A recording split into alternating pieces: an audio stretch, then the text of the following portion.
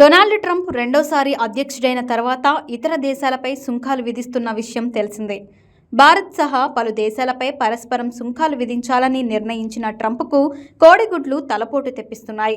రోజురోజుకు పెరుగుతున్న కోడిగుడ్డు ధర ట్రంప్ యంత్రాంగాన్ని ఆందోళనకు గురిచేస్తోంది.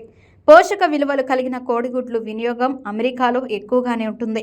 అయితే తగ్గిన ఉత్పత్తి, పెరుగుతున్న డిమాండ్ నేపథ్యంలో అమెరికాలో కోడిగుడ్ల ధరలు ఆకాశాన్నంటుతున్నాయి. మెక్సికో, కెనడా వంటి దేశాల నుంచి కోడిగుడ్లను కూడా స్మగ్లింగ్ చేసేంత దారుణంగా పరిస్థితి మారింది. కొన్ని నగరాల్లో డజను కోడిగుడ్ల ధర $10, అంటే దాదాపు $855కు చేరింది. అమెరికాలో గుడ్ల ధరలు పెరిగిపోవడానికి ప్రధాన కారణం ఏంటంటే బర్డ్ ఫ్లూ, H5N1, ఎన్వియన్ ఇన్ఫ్లుయెంజా మహమ్మారి కారణంగా 2022 నుంచి దాదాపు 15 కోట్లకు పైగా కోళ్లు మృత్యువాత పడ్డాయి. ఈ ఏడాది ఫిబ్రవరి నెలలో 1.9 కోట్ల కోళ్లు చనిపోయాయి. దీంతో గుడ్ల సరఫరా గణనీయంగా తగ్గిపోయింది. ప్రస్తుతం అమెరికా పలు యూరప్ దేశాల నుంచి గుడ్లను దిగుమతి చేసుకునేందుకు సిద్ధమవుతోంది. టర్కీ, దక్షిణ కొరియాల నుంచి కోడిగుడ్లు కొనుగోలు చేయాలని అమెరికా భావిస్తోంది.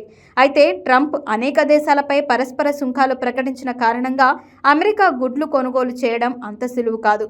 గుడ్లను దిగుమతి చేసుకోవాలనే అమెరికా ప్రతిపాదనను పోలాండ్, ఫిన్లాండ్, డెన్మార్క్ తిరస్కరిస్తున్న నేపథ్యంలో గుడ్ల దిగుమతి సవాల్గా మారుతుంది.